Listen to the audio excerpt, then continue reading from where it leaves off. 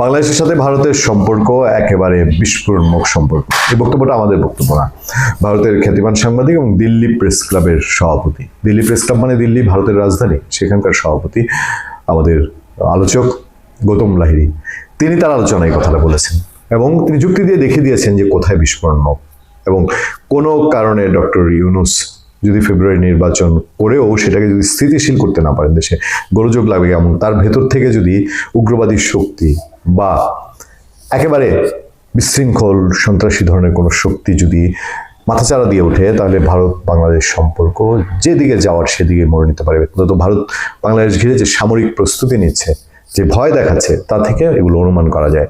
তার চেয়ে বড় কথা, এই অন্তর্বর্তীকালীন সরকার আসার পরে কোনো কারণ ছাড়া যেই পাকিস্তানের সাথে বাংলাদেশের এত বিরোধ, যেই পাকিস্তানের সাথে যুদ্ধ করে এই বাংলাদেশের জন্ম, যেই পাকিস্তান সাথে সম্পর্ক করে দহরম মহরম করে বাংলাদেশের ক্ষতিবিনে লাভ কিছু নাই, ন্যূনতম কোনো লাভ নাই, সেই পাকিস্তানের সাথে দহরম মহরম শুধুমাত্র ইন্ডিয়ার প্রতি পাকিস্তানের প্রতিশোধ নেওয়ার জন্য এবং ইন্ডিয়ার প্রতি পাকিস্তানের প্রতিশোধ নেওয়ার জন্য বাংলাদেশকে ঝুঁকিপূর্ণ করে তোলা, ব্যবহার করা, সেই জায়গা থেকে বাংলাদেশ ভারত সম্পর্ক এখন তলানি থেকে তলানিতে, বোঝার কারো বাকি থাকে না। ভারত সামরিক নাশ যারা শুরু করেছে, মানে এটাই খুবই সাংঘাতিক। এর বাইরে আপনারা খেয়াল করে দেখবেন, ভারতের এই সরকার আসার পরে খুব আরামে ভারতের উগ্রবাদী সংগঠন, পাকিস্তানের উগ্রবাদী সংগঠনগুলো পাকিস্তানে বসে তারা হুঙ্কার দিচ্ছে যে ভারতে তারা পূর্ব দিক থেকে, পূর্ব ফ্রন্ট থেকে, মানে বাংলাদেশকে মিন করে এই দিক থেকে এখন আক্রমণ শুরু করবে। কারণ বাংলাদেশ একটা মুসলিম অধ্যুষিত দেশ এবং এখানে ইচ্ছা করলেই ওই বিভিন্ন আফগানিস্তান, এখানে সেখানে আইএস আল কায়দায় লোকজন নেওয়া যায়।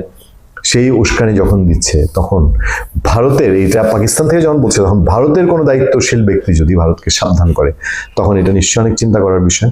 আমাদের সামনে তেমনি একটা আলোচনা, সেটাই বলা হচ্ছে পাকিস্তান এবং বাংলাদেশ উভয় দিক থেকে সমন্বিত বা প্রায় একযোগে কথিত সন্ত্রাসী চ্যালেঞ্জ আসার ক্রমবর্ধমান আশঙ্কা নিয়ে ভারতকে সতর্ক করেছেন দেশটির বিমান বাহিনীর আইএএফ প্রাক্তন প্রধান অরূপ রাহা, মানে ভারতের এয়ারফোর্সের প্রাক্তন এয়ারফোর্স চিফ সাবেক অরূপ রাহা, তিনি ভারতকে সাবধান করছেন।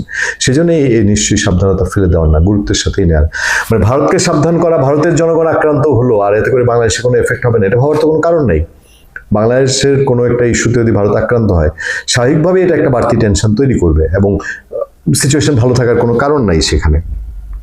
আচ্ছা, সম্প্রতি ইউএনআই এর সাথে একটা একান্ত আলাপচারিতায় তিনি ভারতের পরিবর্তিত নিরাপত্তা পরিস্থিতি নিয়ে একাধিক বিস্তৃত সতর্কতা ও কৌশলমূলক মূল্যায়ন তুলে ধরেন।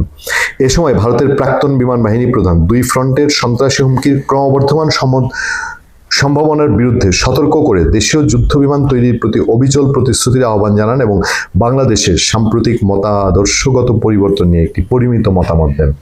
কি সেই মতামত? অরূপ রাহা বলেন, পাকিস্তান এবং বাংলাদেশ উভয় দিক থেকে সমন্বিত বা প্রায় একযোগে সন্ত্রাসী চ্যালেঞ্জ আসার ক্রমবর্ধমান সম্ভাবনার জন্য ভারতকে প্রস্তুত থাকতে হবে। তিনি সতর্ক করে বলেন, দুই দিক থেকে সন্ত্রাসী আক্রমণের আশঙ্কা বাড়ছে এবং এর বিরুদ্ধে আমাদের সতর্ক থাকতে হবে। ভেবে নেওয়ার কোনো কারণ নাই, যদি দুষ্কৃতিকারীরা যারা নিজেদের ভূখণ্ডকে অন্যের হাতে তুলে দিয়ে নিজেরা মনে করে যে শান্তিতে বসবাস করবে, তাদের কর্মকাণ্ডের কারণে বাংলাদেশের মানুষের উপর এফেক্ট করবে না, তা না।